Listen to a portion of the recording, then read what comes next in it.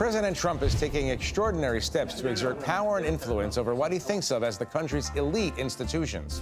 As we approach the 100-day mark of his second term, we are seeing that defiance has a price best summed up by one of his fellow Republicans.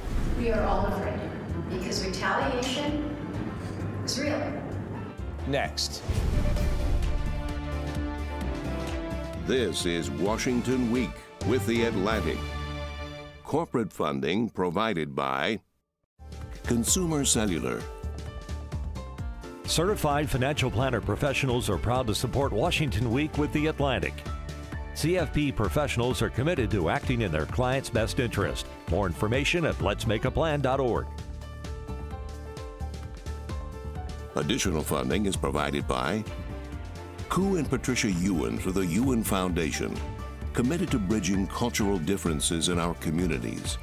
Sandra and Carl DeLay Magnuson, Rose Herschel and Andy Shreves, Robert and Susan Rosenbaum, the Corporation for Public Broadcasting, and by contributions to your PBS station from viewers like you.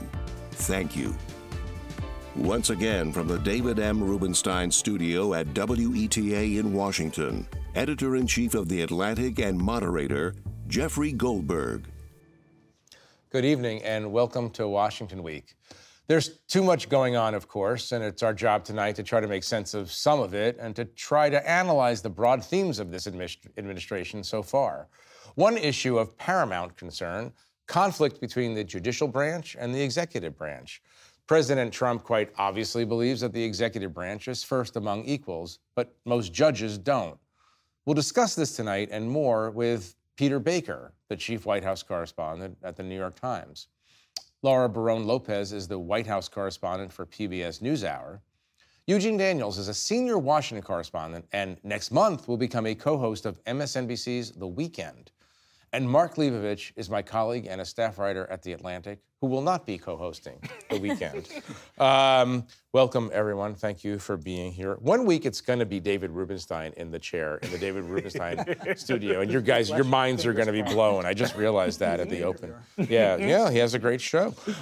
Let's start by talking about Lisa Murkowski, Senator from Alaska, just for a moment, and listen to a little bit more of what she said earlier this week. We are all afraid. Okay.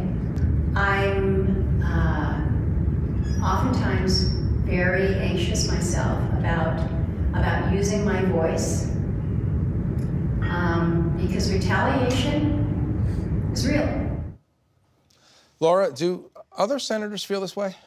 Yes, they do. And other senators have said it or expressed it in some form. Senator Thom Tillis has talked about the many death threats that he's get. But she is voicing something that many will say more in private than they do in public. I mean, that being said, this shouldn't really be a surprise to her or to others that Republicans are in this situation, because the administration, even before Trump took office, have repeatedly emboldened extremists and used hate speech to talk about their political enemies. And so this is something that any Republican, you think of the Liz Cheneys, Adam Kinzingers, others of the world, that they've had to deal with for years because they spoke out. Lisa Murkowski is one of the few Republicans left on the Hill who voted to convict.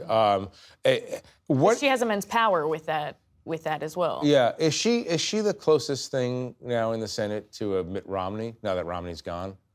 I think she is. I think she's one of the few left out of Republicans in the Senate who is willing to vote against the administration, who is willing to voice opposition to things that they're doing. She has also expressed frustration about the actions of Elon Musk and Doge and was very vocal about that early on. Yeah. Mark, let me ask you, because something struck me as odd about that statement. Not that it's a reflection, not that it's not a reflection of a certain reality, but, it's odd because she's supposed to be a leader, and being a leader means not expressing that you're scared to lead. Is what's going on here? Is that just a moment of honest honesty? I think so. I mean, it is so pervasive what she is talking about. I mean, it was almost blurting out that the sky is blue in some ways. I mean, I think, just to be clear too, she's not talking about intimidation, political intimidation, like Elon Musk throwing a bunch of money at an opponent or someone being primary. So she's actually talking about physical fear. Physical fear. And, the death threats, doxing, swatting, all the stuff that goes on, or at least threats thereof, that goes on. And just to be clear, I mean, that is that goes on a lot these days. I mean, threats certainly go on a lot, especially since January 6th. It's been a real hallmark of this era. And just to point out, what should be clear, politics, governing is supposed to take place by politics, by persuasion, by debate. Authoritarianism is government by intimidation, by threat, by violence in some cases. Right. Peter, let me frame this out a little bit more. And I'm not trying to be uncharitable to Senator Murkowski. I understand the nature of the threats that we all live with these days. But she's almost talking about the Josh Shapiro level issue we saw earlier this week, right, of physical intimidation. The question for you, maybe it's a naive one, is aren't senators among the most protected Americans, the most protected critics? I mean, they're really not. I mean, the Capitol Police does not shadow every member of Congress, certainly when they're out of town. Only the leadership, yes, and then occasional instances where particular members have particular reasons for threats, they might provide protection. Otherwise, no. They provide their own protection, which they have to pay for out of their campaign funds or whatever else. But that's not Mitt Romney had to do. Right. He did have to do that. Liz Cheney does that to this day, as far as I know. I mean, a lot of people have had those kind of threats that have forced them to live their lives in a very different way than they used to be. And senators don't want to, by the way, live with security trailing them around. They want to be open and accessible to their people. It goes against the nature of what our representative government is supposed to be like, but this is the reality today. But Jeff, right, I think there is, what you're trying to get at here is that if this is what senators are feeling, if they're this scared and they're willing to tell that to people, how should the normal American feel, right? How should the normal American that is watching what's happening in the country and doesn't like it and feels scared for different reasons, they're looking to those 100 senators and those members of the rest of the members of Congress to say, you're the leaders of our country, help us, right? Those Republicans that are in Alaska that are talking to Lisa Murkowski, who are fearful for whatever reason, they're looking to her for some kind of for her to be sturdy and sure of things. Well, and so that, sure, be honest with folks and talk about how scary things are, but there's another element to this where it doesn't ensure that the people around you feel more confident in you as a leader. Right. I mean, does this lead to other senators, Republican senators, saying, you know what, Lisa, you're right, we should band together? No. We should band together like the law firms have banded together. Right. No, I think you're not going to see that because, as we were just saying, there's less and less members of Congress in general who are not a part of the Trump train, who aren't excited about the things that are happening, who aren't going to go out front and do what Lisa Murkowski is doing. She's part of a dying breed of members of Congress and Republicans willing to do the thing. So no, you're not going to see a bunch of people get up and stand outside and talk about how they don't like what Trump is doing, how they don't like what Elon Musk is doing, because they're scared, and whether they're scared of the physical violence or the political. On the physical violence part, and that has also been seen on both sides too. Of course, President Trump was the target of 2 different assassinations attempts last year. Just this last week, I think the would-be assassin of Brett Kavanaugh was sentenced, I think, in court. Steve Scalise a number of years ago. But it does seem at times that Trump and his people seem to be more willing to use words like traitor and treasonous that might excite people to take action. And I think that's the worry. What level of responsibility you have as a president, as a leader of this country, to try to tamp down the kind of passions that arise rather than stoke them. Something I've been curious about on the Josh Shapiro attack, which is a serious attack, a serious arson attack. Obviously, we're understanding now that it was an anti-Semitic attack in its nature.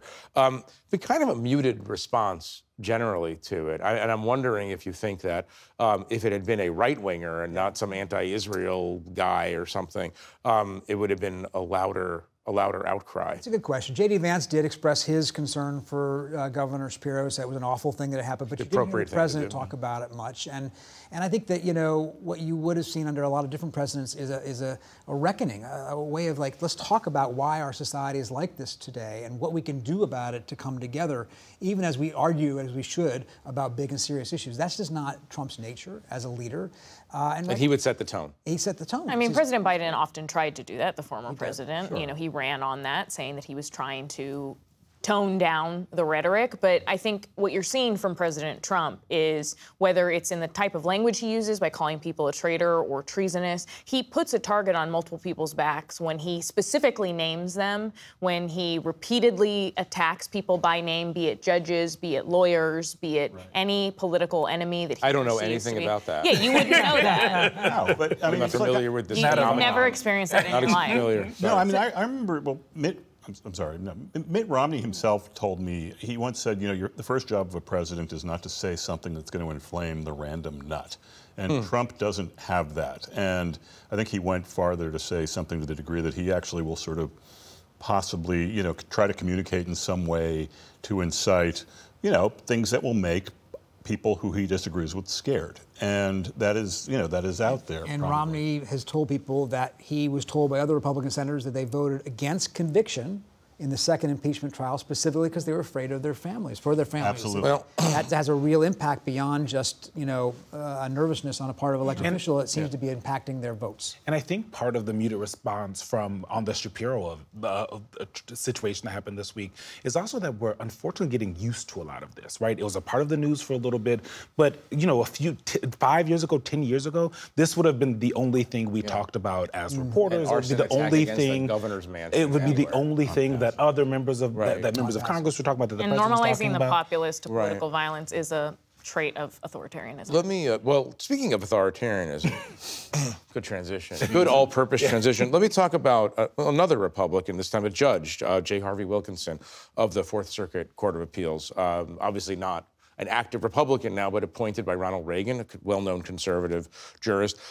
This is part of what he wrote in his order, in his decision upholding the lower court decision on the Abrego-Garcia issue. The government is asserting a right to stash away residents of this country in foreign prisons without the semblance of due process that is the foundation of our constitutional order. Further, it claims in essence that because it had rid itself of custody, that there is nothing that can be done. This should be shocking not only to judges, but to the intuitive sense of liberty that Americans far removed from courthouses still hold dear. Peter, so the judges are pushing back. I mean, maybe other people aren't, but contrast what's going on in the judiciary with what's going on in the Republican side of the Senate. Yeah, in fact, what's really fascinating about the Abrego-Garcia case is that every judge who has heard this, from the district court all the way to the Supreme Court, liberal and conservative, has had the exact same response. I mean, there's some semantic differences in some of their rulings, but basically they're saying, you, the government, admit you screwed up and violated the law by sending this man to El Salvador, even though there was an order saying you shouldn't do it. Therefore, you have a responsibility to do something about it. And what Trump is basically saying is, no, I really don't. You know, I got nothing to do with this. Even though I have the president of El Salvador sitting next to me in the Oval Office, I have no idea how I could possibly convince the guy to give me the guy back. And instead now they're launching essentially a character assassination against Abrego-Garcia himself. Now, look, do we know if he has ties to MS-13 or not? They haven't presented new evidence. They're basing it on police reports from 2019 that did not charge him with any crime, and a subsequent 2022 interaction with police where he was also, again, not charged with any crime. But Judge Wilkinson says this also in that opinion. He says, is he a member of MS-13? Perhaps, perhaps not. But if the government is so confident in their case, then they need to bring it through to the court of law. And bring him back. And bring him back. And so that he can go through the due process. That's the whole point of due process, is you go through all of the points that you need to. The government and then the defense come together, they go back and forth, and then we figure out what actually happened and whether or not someone is a member of this gang or that gang or whatever. Well, but also the essence of this, and I'd be shocked if this wasn't part of Donald Trump and the White House's calculation, is that the judiciary ultimately doesn't have an army at their disposal. They don't have any way to enforce their positions. I mean, they can, launch contempt proceedings and so forth. But ultimately, they see this as sort of an argument that will play out in a political spectacle that could benefit. Let me go to this larger point, and let's start by I want to show you something that Judge Wilkinson said 12 years ago, speaking at Duke University. I want to show you that very interesting moment, and then I want to go to Donald Trump talking about judges. Let's play Wilkinson first. When the tyrants of the 20th century, these monsters like Hitler and Stalin and Mao, wanted to take over society. Chief among their targets is the rule of law. They don't want independent courts. And, you know, this is a sacred trust that we have here, and there ought to be a reverence for the law as the law. And now let's watch Donald Trump this week talking about judges as annoyances or impediments. I was elected to get rid of those criminals, to get them out of our country, or to put them away, but to get them out of our country. And I don't see how judges can take that authority away from a president. So the million-dollar question is, have we reached an emergency that you're alluding to? Well, you know, is this a constitutional crisis? I mean, to use the word, I mean, it seems like it. I mean, along with other things that could be getting into the neighborhood. But isn't it only a constitutional crisis if the White House says, yes, we've read your ruling and we're not following it? Sure. It's pretty close to that now. Now, how close? They are making the argument, and this is a distinction, that they are in keeping with the Supreme Court's ruling as they interpret it. Mm-hmm. Now, it's a pretty strained interpretation because the Supreme Court says you shall facilitate the return of him. Well, we're facilitating. If he happens to show up on our border, we'll let him in. It's a spurious argument, most lawyers would say, but they're not saying that they're disobeying the court. They may come to that point next, though. Well, you sort of wonder again. if at some point Justice Roberts or the court, you know, en masse makes some kind of very succinct statement about their position here, not open to interpretation, and just sort of take it from there. Yeah. You mean bring him back and put him through the process? I mean, the Supreme Court made pretty clear that the action that the administration took was against the law. Right. To deport all of these people without due process. It's against even the Alien Enemies Act, which is what they used to deport them.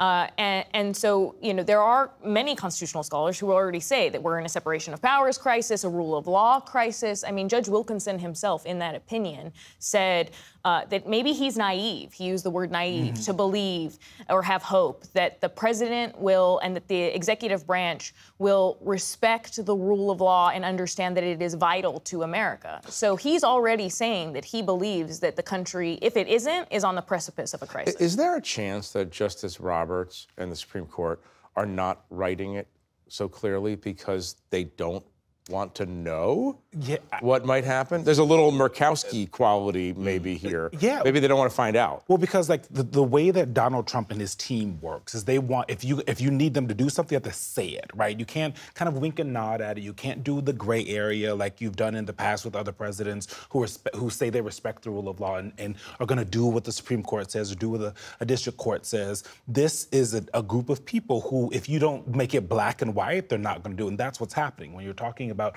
their interpretation of it, they also believe in the unitary executive theory, that they have more power than other presidents have both exercised and believe that they've had in the past. But I think to your point, and what Mark's point is, because these judges are wary of the conflict. They're really being careful, trying not to provoke a situation where they are basically ignored, because what is the credibility of the courts? Well, then that happens. And you saw Judge Goldberg, for instance, says, I'm going to have a hearing on whether you've committed contempt in this other case, for instance. It's pretty clear they did. It seems like you could make most judges would have said, you're in contempt, period. He's trying to say, I'm giving you a chance to tell me how you're not, and we can get out of this. A kid or a puppy. He's trying to say, don't push me, don't push me. But at some point, they have to make a decision. I have to ask the question then, what happens the day after they actively ignore a clearly written order? We're in a constitutional crisis and then nothing happens. Yeah, what happened? There's no army. Well, they would be found in contempt. Potentially criminal contempt, but to your point earlier, they don't. I guess Trump. Right, and then but then I guess there would be some Supreme Court version of the Boasberg statement, you know, sort of go up the ladder. I mean, I guess they can probably threaten contempt and maybe future disbarment or lawyers who work on this case in the government. I don't know. I'm just. You can also level financial penalties against specific government officials if the judges are able to figure out which government officials violated their order, and you see that Boasberg is kind of heading down that path right now. But again, yes, Justice Department in many of these situations would be in charge of enforcing any of the judge's orders. I'm trying to deduce what the Supreme Court is doing and might do, but let me, you all cover the White House. Does this White House want an open confrontation with the Supreme Court where that question is put on the table in front of the American I don't think people? the Supreme Court would engage in such a thing, or at least in a way that would be, I don't know, that would be obvious, or that would actually put them in Congress. I mean, I disagree a little bit. Does Donald Trump want a confrontation with the Supreme Court?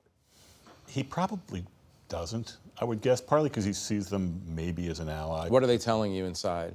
I think they do want a confrontation, or they want certain things to be brought fully to the Supreme Court, whether it's birthright citizenship, which we're seeing the Supreme Court deciding that they're going to take up, or they want to reverse the Impoundment Act, which makes it so the president can claw back a bunch of money when he decides, I don't want to spend federal funds. I think they want those confrontations because they're hopeful, maybe not that they'll clash with the Supreme Court, but that the Supreme Court will rule in their favor. I think they want a conflict, particularly on this immigration case, for instance, because they think it's a political winner, right? They could have made this go away. They could have brought the guy back from El Salvador and still deported him under a different process that would have been seen as legal by the courts, presumably. But they didn't do that. Why did they not do that? Because they like the idea of saying, you guys are defending rule of law, you're defending bad guys who are members of gangs and thugs and all that kind of stuff. Right.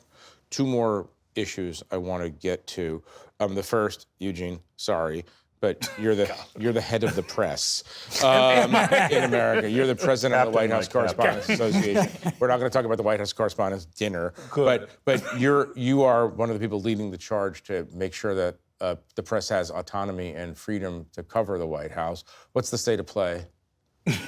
I think the state of play is not great. If I'm going to be honest, I'm going to be like Lisa Murkowski and be honest here. Part of the reason is because you have in the White House folks who believe that the people who are doing the governing should also pick who's covering them, right? In the past, even during his first term, Donald Trump believed that, or at least allowed, that the people doing the covering picked who did the who covered them. And I think the reason is because you don't want government officials to be able to have viewpoint discriminations like we've seen with the Associated Press, them choosing people who are going to bring it into the Oval Office, who are going to ask easy questions, who aren't going to push back on it. And the press and the White House, going back to the 60s, to the television era, the beginning of the television era, just accepted that these are the norms. Yeah, and there's always been tension, right? I tussled with the Biden folks on many a phone call, right? That part of it is normal, right? Even with the WHCA and the White House. The difference is that the kind of ham-handedness of we are going to control this because, and frankly, lying and saying, the WHCA has been closed off and hasn't brought in people. We have brought in a place that both of us used to work at, Politico, a digital outlet, the Daily Caller, right? Christian Broadcast News, all these different types of organizations who are members of the association, good members of the association, and have gotten chances to and have continued to be in the pools and all of that. So we're in a position right now where we are ready at any time to continue to take over the pool and do all of that, because it's not about us. It's to make sure that the American people have people in the Oval Office who are asking questions, who are asking easy questions, who are pushing the president to defend the things that he wants to do in this country. Right. It will come back to this because this is going to be going on and on and on and on, I'm afraid. Yeah. Peter, one last question for you. I want to stay on the subject of the Chris Krebs. Ran for Homeland Security in the Biden period. An organization that looked at disinformation campaigns now is being targeted by the Trump administration, and part of the EO directed against him, the executive order directed against him, blamed him, said that one of the reasons he is unqualified to even hold a security clearance is that he argues that Donald Trump lost the 2020 election. He's had to now leave his job in the private sector because of this kind of pressure campaign. Yes. What does it mean for the health of our democracy that this is going on? It says a lot. Chris Krebs, of course, worked actually under the Trump administration, was fired by Trump when he said at the end of the 2020 election there was no evidence that the election was in any way unfair or rigged. And you're right, this executive order, which directly targets him by name. I've never seen any president ever, until this one, sign executive orders targeting people he did not like by name, saying the Justice Department should investigate this person. And you're right, to say the Justice Department should investigate Chris Krebs because he refuses to accept that the 2020 election was rigged, in other words, my version of reality, what the president's saying, he should be investigated. In effect, he's saying it's a crime to say the 2020 election wasn't rigged. Mm-hmm. So that's straight Orwell territory. It's pretty up there. That we're in. It's a crime to tell the truth, is what he's saying. Well, we are going to have to leave it there. Thanks to our guests for joining me, and thank you at home for watching us. For a closer look at Elon Musk's complicated family situation, please visit theatlantic.com for a fascinating story. I'm Jeffrey Goldberg. Good night from Washington. Corporate funding for Washington Week with The Atlantic is provided by... In 1995, two friends set out to make wireless coverage accessible to all. With no long-term contracts, nationwide coverage, and 100% U.S.-based customer support. Consumer Cellular. Freedom calls. Certified financial planner professionals are proud to support Washington Week with The Atlantic. CFP professionals are committed to acting in their clients' best interest. More information at letsmakeaplan.org. Additional funding is provided by Koo and Patricia Ewan through the Ewan Foundation, committed to bridging cultural differences in our communities. Sandra and Carl DeLay Magnuson, Rose Herschel and Andy Shreves, Robert and Susan Rosenbaum, the Corporation for Public Broadcasting, and by contributions to your PBS station from viewers like you. Thank you.